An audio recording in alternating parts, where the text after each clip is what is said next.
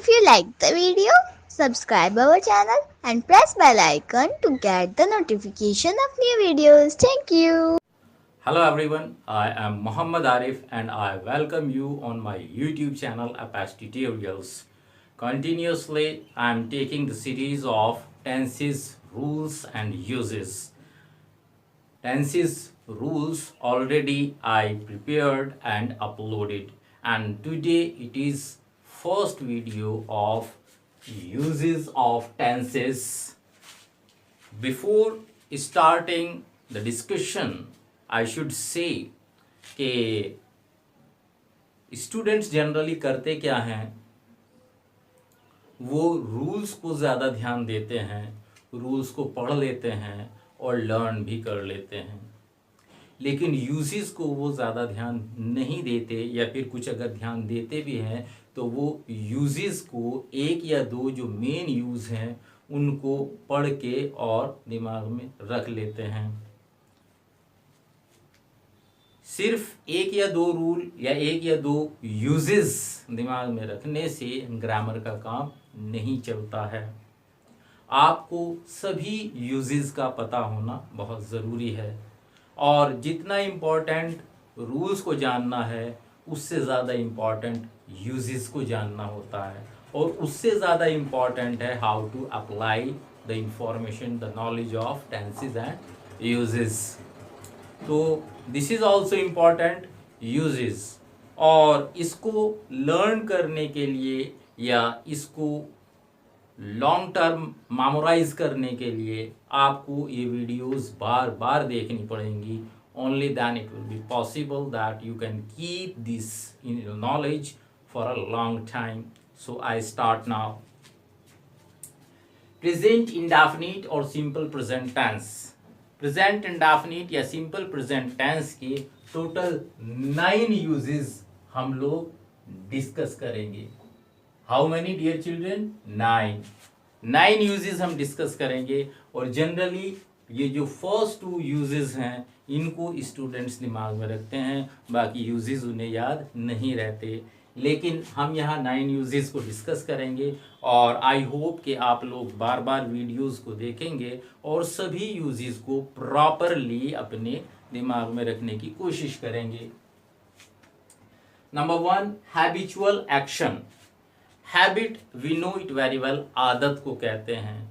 Repeated action या जो हमारी आदत बन जाती है, या एक जनरली जो आदत होती है, हैबिचुअल एक्शन काम, आदतन हम जो काम करते हैं उस काम को हमेशा प्रेजेंट इंडेफिनिट या सिंपल प्रेजेंट में ही कहा जाता है। जैसे हम कुछ एग्जाम्पल के लिए सेंटेंसेस देख लेते हैं। I go for a walk every morning, तो यहाँ पे वर्ब आई है go, for a walk every morning, ठीक है ना। अब आई के साथ गो आई है V1, तो क्या है? प्रेजेंट इंडेफिनिट है। For a walk every morning, तो एवरी मॉर्निंग यानी हर सुबह जाना, रिपीटेड एक्शन या हैबिट हो गई, बार बार होने वाला काम हो गया डेली, तो इसीलिए सिंपल प्रेजेंट में आया है। We go to temple daily, again फिर यहाँ पे गो वर्ब है जो सिंपल प्रेजेंट में यूज हुई है, और यहाँ क्या है? टेम्पल जाना, कब? डेली, रोज आना, मंदिर जाना है, तो एक हैबिट समझ लीजिए, रिपीटेड एक्शन समझ लीजिए, इसीलिए प्रेजेंट इंडेफिनिट में है। Third sentence, do you take exercise every morning. यहाँ मैंने वेरिएशन देने की कोशिश की है, सिर्फ एफर्मेटिव सेंटेंसेस लेने के बजाय मैंने इंटरोगेटिव या नेगेटिव सेंटेंसेस लेने की भी कोशिश की है।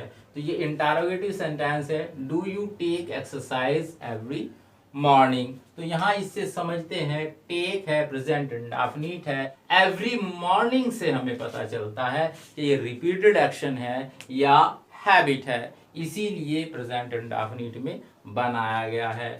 सेकंड यूज, यूनिवर्सल और जनरल ट्रूथ, वो चीज जो पूरी दुनिया में एक ही जैसी होती है, the sun rises in the east, we know it very well, सूरज हमेशा पूरब से ही निकलता है, ये कभी बदलता नहीं है, तो इसको यूनिवर्सल या जनरल ट्रूथ कहा जाता है। फॉर्च्यून फेवर्स द ब्रेव, जो काम लगभग श्योर होता है वही हो और फिर वो कहावत बन जाता है, सेइंग बन जाता है, तो वो भी प्रेजेंट इंडेफिनिट में ही बोला जाता है। जैसे भाग्य सदैव साहसी लोगों का साथ देता है, एक जनरल वर्डिक्ट बन गया है, एक आम सोच बन गई है और हमेशा ऐसा ही होता है, इसीलिए इसको जनरल ट्रूथ की सेंस में रखा गया है और फॉर्च्यून फेवर्स द ब्रेव को प्रेजेंट इंडेफिनिट में बनाया गया है। सी, हनी इज स्वीट, शहद मीठा होता है, दुनिया में कहीं भी चले जाइए शहद मीठा होता है, तो जनरल ट्रूथ है, प्रेजेंट इंडेफिनिट में बनाया गया है। थर्ड यूज जो है टू इंट्रोड्यूस कोटेशंस, कोटेशन किसी के कहे गए शब्दों को एज इट इज बोलना, या किसी ने कोई बात कह दी जो है अपने एक्सपीरियंस, अपने तजुर्बे के आधार पे, और उस बात को जब एज इट इज कहा जाता है तो कोटेशन को हम प्रेजेंट इंडेफिनिट में ही लिखते हैं। As I have written here, Keats says a thing of beauty is a joy for ever, तो ये जो a thing of beauty is a joy for ever है, ये उसके तजुर्बे यानी एक्सपीरियंस के आधार पे उसने एक बात कही है, इसको हम प्रेजेंट इंडेफिनिट में शो करते हैं, प्रेजेंट इंडेफिनिट में लिखते हैं। Now move to use number 4। Rule number 4, in exclamatory sentences with here and there. You know children what an exclamatory sentence is. exclamatory sentence क्या होता है?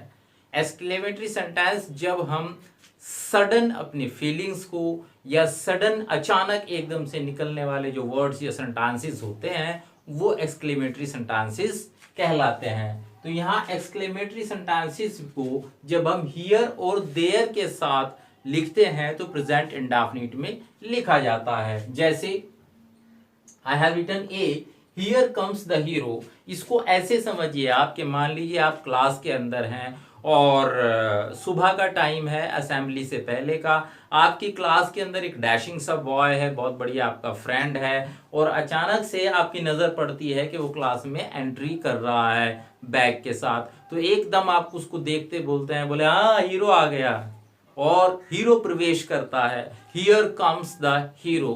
तो यहाँ पे जो है प्रेजेंट इंडेफिनिट में इसको कहा जा सकता है। बी, देयर शी गोज, कोई लेडी आपके साथ थी या कोई गर्ल आपके साथ थी और वो अचानक से वहां से जो है डिपार्ट कर जाए, तो उस पे एकदम से आप क्या कहते हैं उसे देख के, जब वो अचानक एकदम डिपार्ट करती है वहां से, तो आपका भी क्विक रिएक्शन आता है, एक्सक्लेमेशन आता है एकदम से, हालांकि उसे नहीं जाना चाहिए लेकिन वो चली जाती है, तो आप देयर शी गोज, देयर या हियर के साथ दोनों सेंटेंसेस मैंने यहां पर लिख दिए हैं। Use number 5, dramatic narratives as substitute for the past indefinite. तो यहां सब्स्टिट्यूट वर्ड मैंने लिखा है, तो सब्स्टिट्यूट को सबसे पहले अच्छी तरह से आपको समझ लेना चाहिए। ऐसे समझते हैं, मान लीजिए आपके स्कूल में हिस्ट्री टीचर हैं और अचानक उनके साथ कोई मिसहैपनिंग हो जाती है या कुछ उनके घर पे हो जाता है और वो स्कूल को छोड़ करके चले जाते हैं 8-10 दिन के लिए या परमानेंटली। तो अब अचानक से स्कूल मैनेजमेंट बीच सेशन में कोई न्यू टीचर एकदम से अपॉइंट नहीं कर सकता, लेकिन क्लासेस चलते रहनी चाहिए। तो अब वो क्या करते हैं, वो कोई सब्स्टिट्यूट तलाश करते हैं। वो सोचते हैं कि हमारे स्कूल में ऑलरेडी कोई टीचर ऐसा मौजूद है जो दूसरा सब्जेक्ट पढ़ाता हो लेकिन हिस्ट्री भी पढ़ा सकता हो।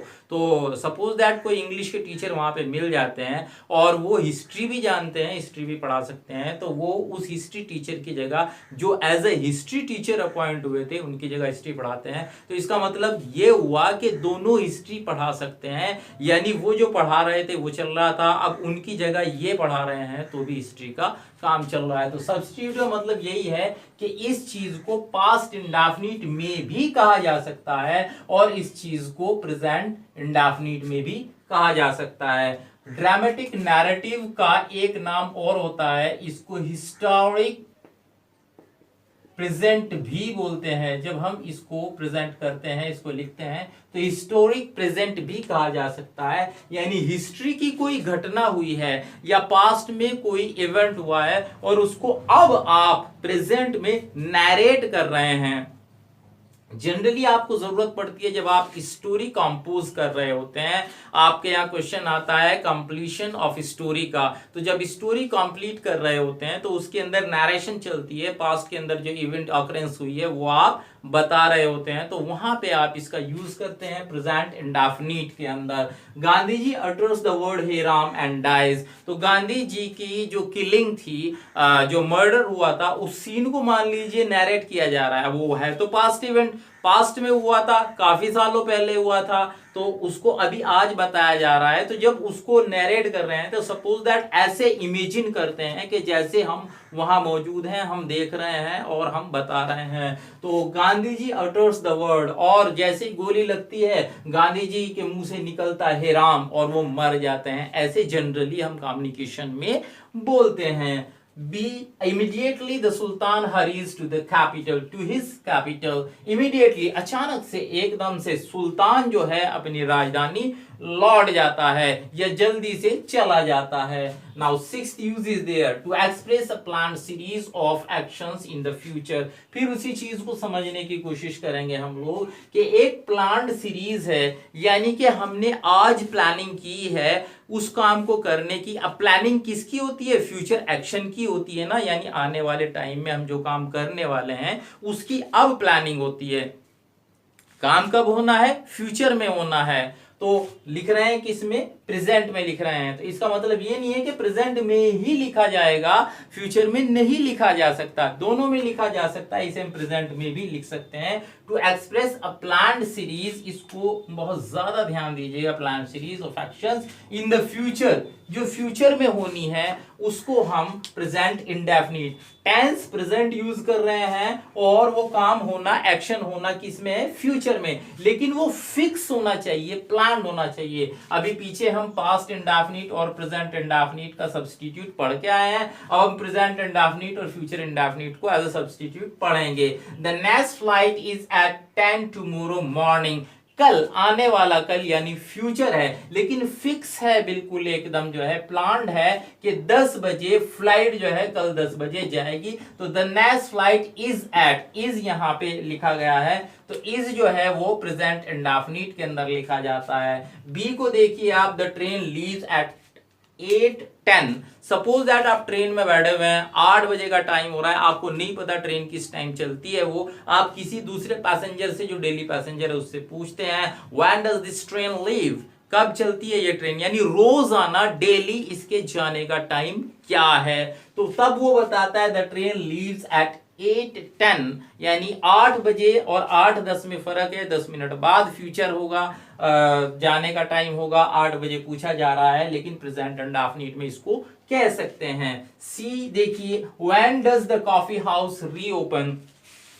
सपोज दैट आप किसी कॉफी हाउस पे कॉफी एंजॉय करने के लिए जाते हैं, लेकिन उस कॉफी हाउस का जो है एक फिक्स टाइमिंग है, मॉर्निंग में 8 to 11 और फिर इवनिंग में 4 to 8। सपोज दैट आप 12 या 1 बजे वहां पे पहुंचते हैं और आप किसी से या वॉचमैन से पूछते हैं कि भाई अब ये दोबारा किस टाइम खुलता है, यानी 8 से 11 खुल के बंद हो गया, बंद है आपके सामने, आपको नहीं पता, तो जो फिक्स टाइमिंग है वो आप किसी से पूछते हैं। तो when does the coffee house reopen, इसको प्रेजेंट इंडेफिनिट में पूछा जाएगा कि ये कॉफी हाउस कब खुलता है। Now we move to our use number 7। और use number 7, instead of simple future in adverb clauses of time and condition। तो यहाँ पे जब हम कंडीशनल सेंटेंसेस को पढ़ते हैं, जहां मेन क्लॉज और डिपेंडेंट क्लॉज होती है, तो वहां इस रूल की बहुत ज्यादा हमें जरूरत पड़ती है, और हमें याद होना चाहिए कि वहां पे एक क्लॉज जो है, डिपेंडेंट क्लॉज जो है,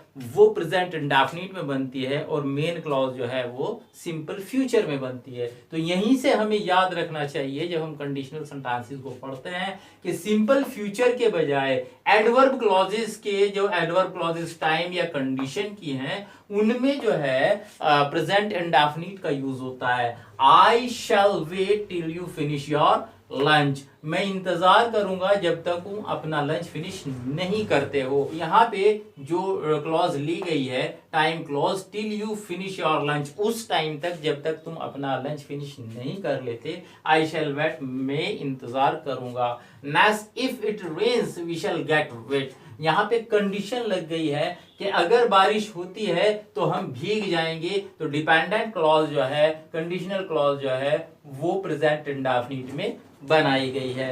now use number 8 in broadcasting commentaries on sporting events. आपने देखा भी होगा कि फुटबॉल का मैच हो, क्रिकेट का मैच हो, टेनिस का मैच हो, हॉकी का मैच हो, इस तरह के जो मैचेस होते हैं उसकी कमेंट्रीज भी आप लोगों ने सुनी होगी। और वो कमेंट्री यानी वो एक एक्शन जो है कॉन्टिन्यूअस चल रहा होता है, प्रेजेंट कॉन्टिन्यूअस में चल रहा है। Eight the time of speaking आप उसको देख रहे हैं, जिस टाइम आप बोल रहे हैं उसी टाइम कॉन्टिन्यूअसली वो एक्शन चल रहा है, लेकिन उसके बावजूद उसको प्रेजेंट कॉन्टिन्यूअस में न लिखते हैं न बोलते हैं, वो प्रेजेंट इंडेफिनिट में बोला जाता है, प्रेजेंट इंडेफिनिट में लिखा जाता है। ऐसा इसलिए होता है कि ड्यूरेशन पे स्ट्रेस नहीं होता। स्ट्रेस जो होता है वो सक्सेशन ऑफ हैपनिंग के ऊपर होता है। हैपनिंग, जैसे अश्विन बॉल कर रहा है तो अश्विन बॉल करता है, यानी उसका सक्सेशन जो है, एंड क्या पॉइंट जो है, उसका निष्कर्ष क्या निकलता है? निष्कर्ष ये निकलता है कि अश्विन बॉल करता है। तो उस निष्कर्ष यानी उस सक्सेशन के ऊपर स्ट्रेस रहता है। Ashwin bowls, Dhoni flicks it towards third man boundary. Player cannot stop and it is 4. तो ये जो एक कमेंट्री है वो प्रेजेंट इंडेफिनिट में आई है। जैसे Dhoni flix the ball towards third man and it is 4। इसी तरह से एक सेंटेंस और है, फुटबॉल का प्लेयर है, पहले डिफेंड्स हिमसेल्फ, अपने आप को बचाता है, पासिस द बॉल, बॉल को पास करता है, फिर बॉल वापस उसके पास आती है, गेट्स इट, किक मारता है, गोल, और इस तरह से गोल हो जाता है।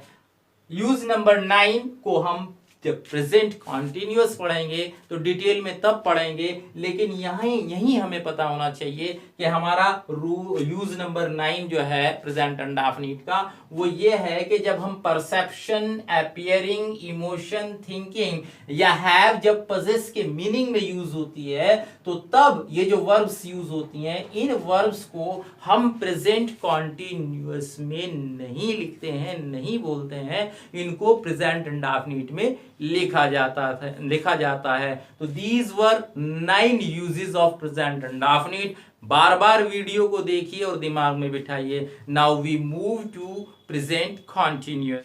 Now present continuous and present continuous में डियर स्टूडेंट्स हम लोग टोटल 4 यूजेस को डिस्कस करेंगे। और यूज नंबर 1 प्रेजेंट कॉन्टिन्यूअस का है for an action going on at the time of speaking। इससे पीछे जब मैं आपको पढ़ा रहा था प्रेजेंट इंडेफिनिट तो वहां भी बात आई थी, जब कमेंट्री वाली बात आई थी कि ऑन गोइंग एक्शन है, eight the time of speaking बात चल रही है। तो eight the time of speaking, जिस टाइम बोल रहे हैं उसी टाइम वो घटना हो रही है या कोई काम चल रहा है। तो द बेबी इज प्लेइंग और क्राइंग, इसे कुछ इस तरह से समझने की कोशिश करते हैं कि Almighty God has blessed me a baby boy just before 1 month। 1 महीने पहले ईश्वर ने मुझे एक बेटा दिया है। तो अभी सबके अंदर बड़ा चाव रहता है, रिलेटिव्स के अंदर रोजाना फोन कॉल्स आती हैं। तो आप ये समझिए कि एक फोन कॉल मेरी सिस्टर ने दिल्ली से की है और मैं बात कर रहा हूं और मेरा बेटा मेरे सामने है और वो पूछ रही है मुन्ना क्या कर रहा है। तो मैं उस टाइम पे अगर वो खेल रहा है तो फोन पे ही रखे रखे बोलता हूँ मुन्ना खेल रहा है। तो eight the time of speaking जब मैं फोन पे बोल रहा हूँ उसी टाइम पे वो जो एक्शन कर रहा है वो मैं बोल रहा हूँ, तो प्रेजेंट कॉन्टिन्यूअस के अंदर होगा। या रो रहा है तो कहूंगा the baby is crying. Boys are playing cricket, जिस टाइम कोई बोल रहा है, बता रहा है बच्चों के क्रिकेट खेलने की बात, उस टाइम पे वो क्रिकेट खेल रहे हैं तो प्रेजेंट कॉन्टिन्यूअस में कहा जाएगा। Then use number 2 for a temporary action which may not be actually happening at the time of speaking, और उस एक्शन के बारे में भी जो उन दिनों चल रहा हो, जरूरी नहीं है कि eight the time of speaking चल रहा हो। टेम्परेरी एक्शन, इसको एक क्वेश्चन से समझने की कोशिश करते हैं। What are you doing these days, किसी ने आपसे पूछा आजकल क्या कर रहे हो। आई एम परस्यूइंग एमए, मैं एमए कर रहा हूं। एमए कर रहा है यानी जिस टाइम पे वो मान लीजिए रेस्टोरेंट के अंदर मिले हैं और रेस्टोरेंट के अंदर दोनों कॉफी पी रहे हैं, बातचीत कर रहे हैं और बड़े दिनों के बाद दो दोस्त मिले हैं, एक दोस्त दूसरे से पूछ रहा है क्या कर रहे हो आजकल, तो वो बैठे हुए कहाँ है, रेस्टोरेंट में, यूनिवर्सिटी में नहीं है, क्लास में नहीं है, तो eight the time of speaking वो एक्शन नहीं चल रहा है, लेकिन उन दिनों वो एक्शन चल रहा है, तो आई एम परस्यूइंग एमए या I am preparing for NEET. Our third use to express one's immediate plans, यानी ये जाहिर करने के लिए कि जो इमीडिएट प्लान्स यानी एकदम से जो यानी ये समझिए कि नियर फ्यूचर में जो होने वाले उसके प्लान्स है, नियर फ्यूचर में एक्शन कौन सा है, इमीडिएट प्लान है तो फ्यूचर का एक्शन है, किसका एक्शन है, फ्यूचर का, नियर फ्यूचर का जो एक्शन है तो उसको हम किस में, प्रेजेंट कॉन्टिन्यूअस में भी कह सकते हैं। जैसे I am leaving for England tonight, tonight near future, और लेकिन नियर फ्यूचर है तो फ्यूचर है ना, प्रेजेंट कॉन्टिन्यूअस में कहा जा रहा है, प्रेजेंट की बात नहीं है, फ्यूचर की घटना होने वाली है, लेकिन हम किस में रहे, प्रेजेंट कॉन्टिन्यूअस में कह सकते हैं। I am leaving for England tonight. Next, my uncle is arriving tomorrow, tomorrow यानी आने वाले कल मेरे अंकल आ रहे हैं, या my uncle will come tomorrow, तो ये फ्यूचर इंडेफिनिट भी और प्रेजेंट कॉन्टिन्यूअस में भी कहा जा सकता है। What are you doing on Sunday, what are you doing on Sunday, आप संडे में क्या कर रहे हो। Now we move to our use number 4 and that is very important use, and this is the last use of present continuous. जो present indefinite के अंदर हमने लास्ट यूज पढ़ा था, यूज नंबर 9 जो पढ़ा था, उसमें हमने यही पढ़ा था कि ये जो वर्ब्स होती हैं, ये वाली वर्ब्स प्रेजेंट कॉन्टिन्यूअस में यूज नहीं होती जब ये इस मीनिंग को शो करती हैं या इस मीनिंग को फॉलो करती हैं, तो तब ये वर्ब्स जो हैं प्रेजेंट कॉन्टिन्यूअस में यूज नहीं होती। ये प्रेजेंट कॉन्टिन्यूअस में अगर यूज होती हैं तो डिफरेंट सेंस के साथ यूज होती हैं, इस सेंस में यूज नहीं होती। इस सेंस में जब भी ये यूज होती हैं तब ये प्रेजेंट कॉन्टिन्यूअस में यूज ना होकर के प्रेजेंट इंडेफिनिट में यूज होती हैं। जैसे verbs of perception, verbs of appearing, verbs of emotion, verbs of thinking, या ये वर्ब है हैव जब पोजीशन के मीनिंग में होता है, own, possess, belong to, contain, consist of, या बी, लेकिन बी जब पैसिव वॉइस में यूज होता है उसको छोड़कर। वर्ब्स ऑफ परसेप्शन को समझने का एक बड़ा ही आसान सा तरीका होता है कि ये बिलोंग करती हैं किससे, सेंसेस से, हियर किससे, कानों से सुनते हैं, सी किससे, आंखों से देखते हैं, स्मेल किससे, नाक से सूंघते हैं, तो ये सारी चीजें क्या है, ये जो है वर्ब्स सेंसेस से बिलोंग करती हैं, तो ये वर्ब्स ऑफ परसेप्शन कहलाती हैं। तो before going ahead I want you to take a screenshot so that you may record all these in your notebooks. Yes, please have a screenshot, then I will go with the examples.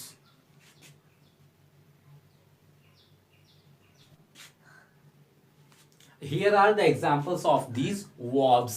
Here I have written sentence number 1, the grapes are tasting sour. So I have taken 5 examples from all 5 kinds of verbs. The grapes are tasting sour. These grapes taste sour. तो यहाँ जो है आप देखिए यहाँ पे test verb का use किया गया है, और टेस्ट वर्ब को जब हम परसेप्शन, यानी मैंने आपको बताया था कि जब ये सेंसिटिव ऑर्गन्स जो होते हैं उनके मीनिंग में यूज की जाती है। जैसे हमारे जो है सेंसर ऑर्गन है टंग, टंग जो है सोर, खट्टा होना, किससे, टंग से। जब टेस्ट वर्ब जो है सेंस ऑर्गन को फॉलो करती है या सेंस ऑर्गन के रेफरेंस में यूज होती है तो वो प्रेजेंट कॉन्टिन्यूअस में यूज नहीं होती, इसका यहाँ यूज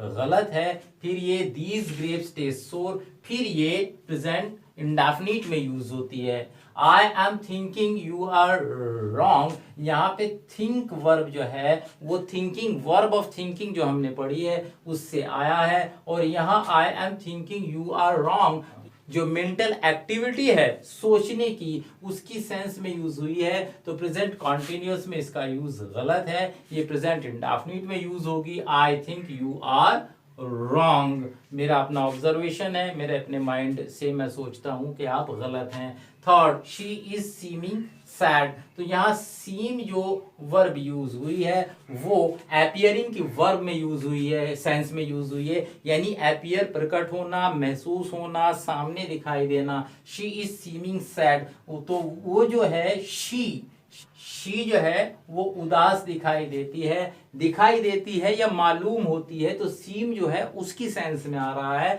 गलत है। प्रेजेंट कॉन्टिन्यूअस में इस सेंस में यूज नहीं होता है। She seem sad present indefinite में यूज किया जाएगा, प्रेजेंट कॉन्टिन्यूअस में नहीं। Now sentence number 4, he is having a cell phone. यहाँ हैव जो है पोजीशन की सेंस में यूज किया गया है, जो कि गलत है। जब पोजीशन की सेंस में यूज होगा हैव तो प्रेजेंट कॉन्टिन्यूअस में यूज नहीं होगा, प्रेजेंट इंडेफिनिट में यूज होगा। फिर I am loving you, love जो है वर्ब ऑफ इमोशन की सेंस में यूज किया गया है। जब वर्ब ऑफ इमोशन की सेंस में यूज होगा तो आई एम लविंग यानी प्रेजेंट कॉन्टिन्यूअस गलत है। फिर ये जो है प्रेजेंट इंडेफिनिट में यूज होगा।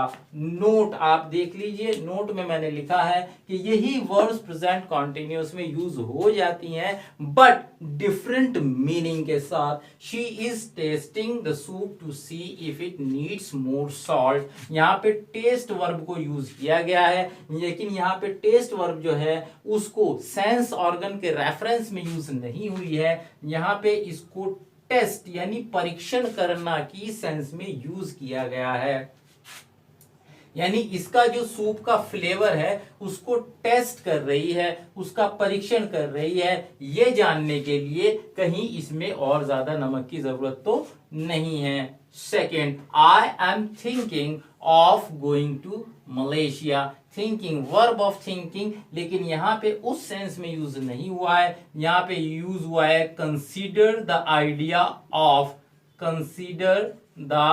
Idea of going to Malaysia, यानी मलेशिया, गोइंग टू मलेशिया जाने का विचार जो है उसको उसने एक्सेप्ट कर लिया है, कंसीडर कर लिया है। I am thinking of going to Malaysia. Think उसकी अपनी जो है उसके अपने माइंड की सोच नहीं है, इसीलिए यहाँ पे इसको प्रेजेंट कॉन्टिन्यूअस में यूज कर सकते हैं। दे आर हैविंग लंच, यहाँ पर हैविंग जो है पोजीशन की सेंस में यूज नहीं हुआ है, बल्कि यहाँ पे वो ईटिंग की सेंस में यूज हुआ है, तो इसलिए इसे प्रेजेंट कॉन्टिन्यूअस में यूज किया जा सकता है। These were all 4 uses of present continuous. Now we move to present perfect.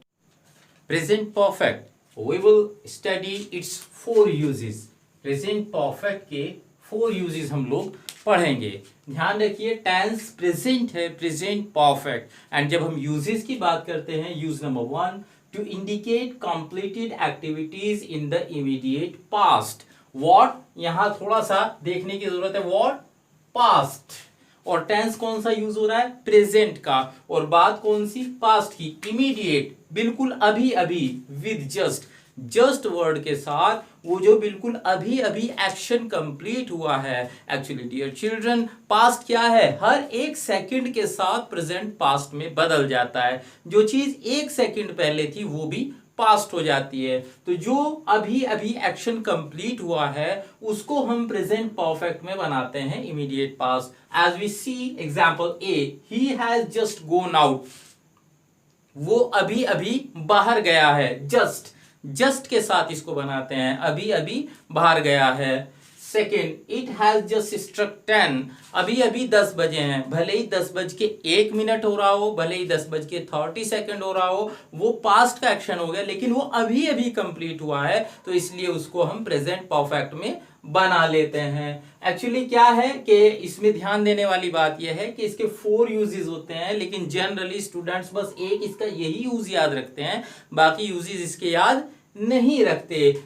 Use number 2, to express past actions whose time is not given and not definite. तो यहां भी किसकी बात हो रही है, ध्यान दीजिए आप, पास्ट एक्शन की बात हो रही है।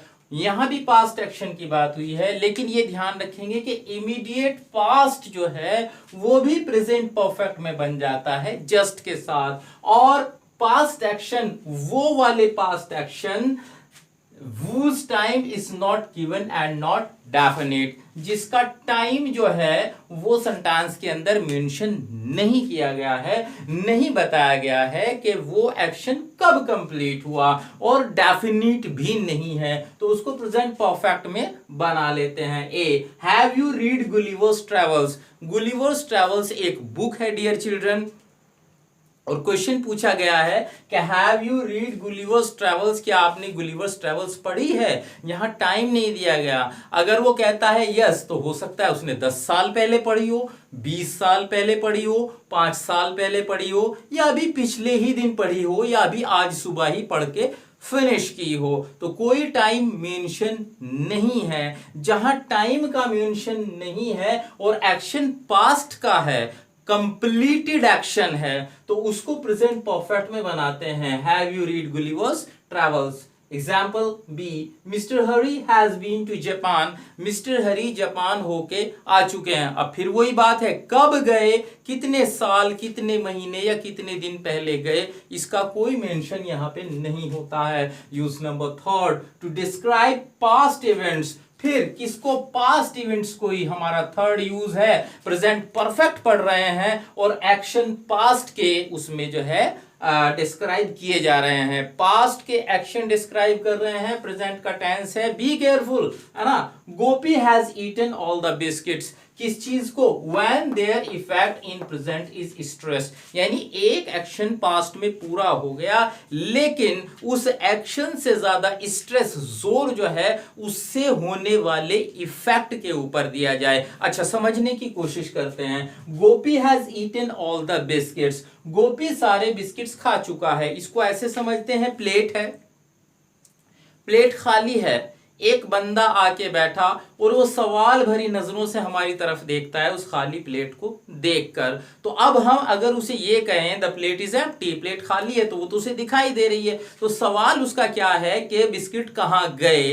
तो बिस्किट खाए जा चुके हैं, एक्शन कंप्लीट हो गया। उसको क्या कहते हैं, Gopi has eaten all the biscuit, that means no biscuit is there existed on the plate. एक भी बिस्किट प्लेट में मौजूद नहीं है, गोपी सारे बिस्किट्स खा चुका है। एक और एग्जाम्पल से समझने की कोशिश करते हैं। I have cut my finger, ऐसे समझते हैं, एक बंदा है, उसकी फिंगर से ब्लीडिंग हो रही है, ब्लड बह रहा है। दूसरा बंदा आता है, उससे पूछता है व्हाट हैज हैपेंड, क्या हुआ भाई, क्या कर लिया तुमने।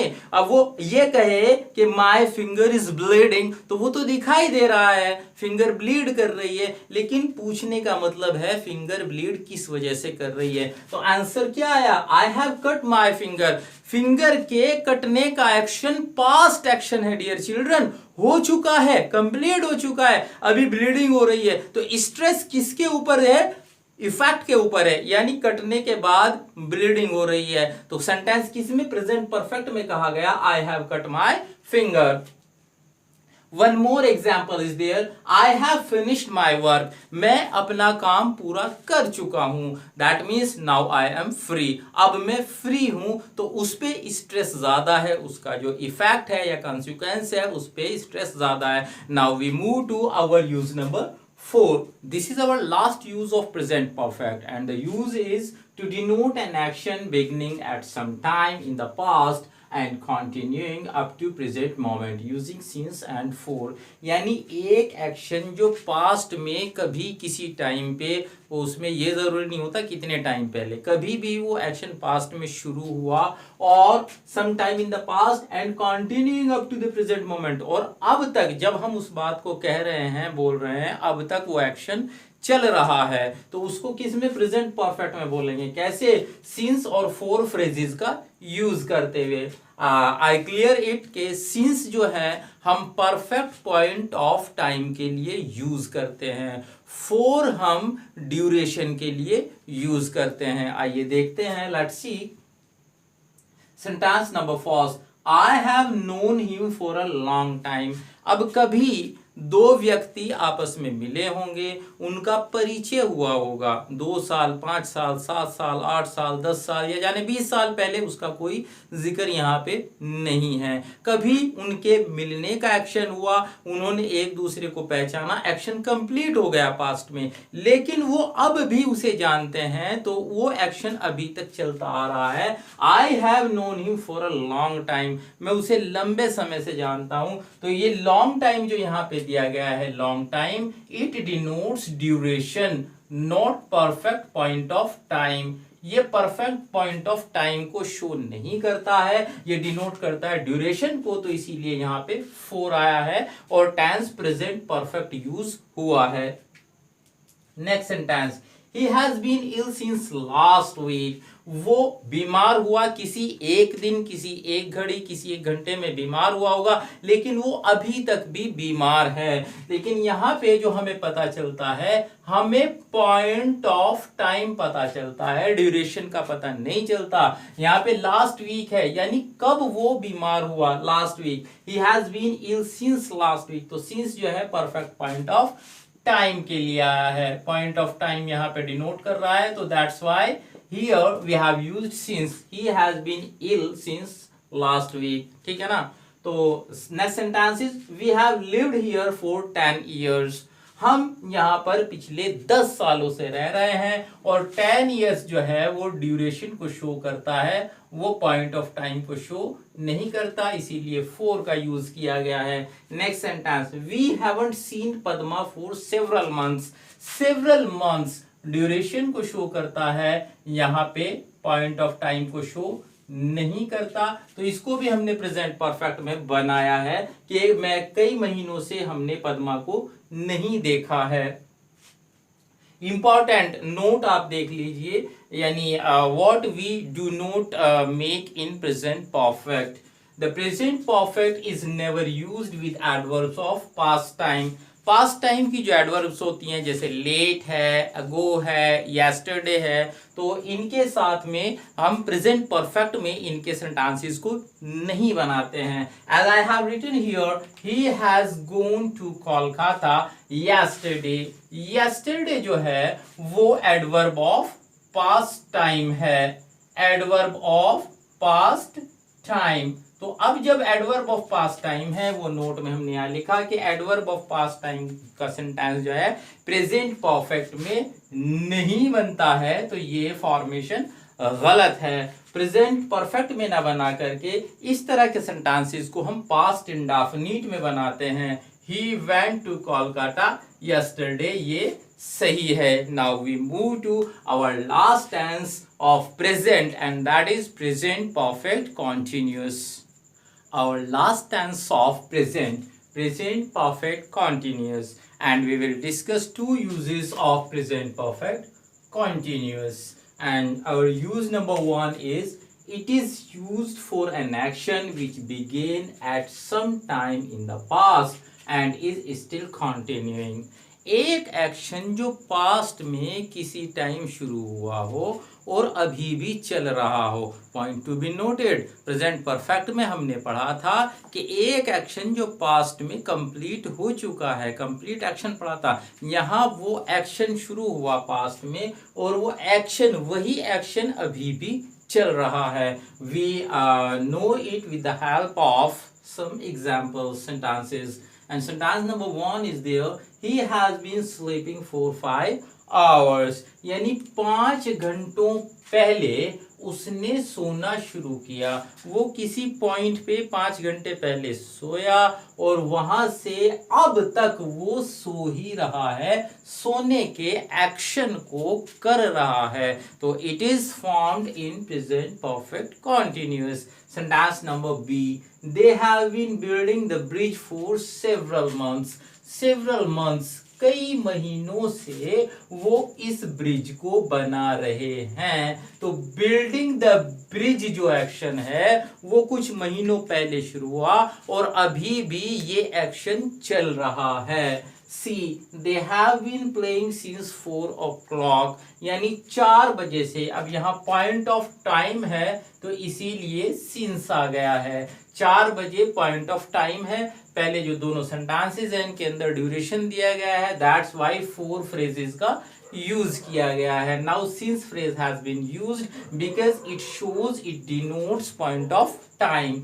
दे have been playing since 4 o'clock, 4 बजे उन्होंने खेलना शुरू किया और 4 बजे से अभी तक eight the time of speaking वो खेल रहे हैं। Use number 2 and this is the last, sometimes for an action already finished. अभी मैं बता रहा था, उस यूज में आपको बता रहा था कि एक एक्शन जो कंप्लीट नहीं हुआ, एक्शन चल रहा है, लेकिन कभी कभी एक एक्शन जो ऑलरेडी फिनिश हो चुका है उसके लिए भी हम प्रेजेंट परफेक्ट कॉन्टिन्यूअस को यूज करते हैं, लेकिन उसका जो इफेक्ट है, उसका जो कंसिक्वेंस है, वो अभी भी सामने मौजूद है। जैसे इसको एक क्वेश्चन आंसर की हेल्प से समझते हैं। एक क्वेश्चन पूछा गया, why are your cloth so wet? कपड़े किसी आदमी के गीले हैं, गीले हुए कुछ टाइम पहले और अभी भी गीले हैं, वो अभी भी गीले हैं। तो क्वेश्चन पूछा गया कि आपके कपड़े गीले क्यों हैं? I have been watering the garden, यानी मैं गार्डन में, बाग में पानी दे रहा हूं, जिस वजह से मेरे कपड़े गीले हो गए हैं। So this was all from present and past and future tense. इनके यूजेस को we will discuss in the next video. Till then, bye bye. Keep watching Apex Tutorials.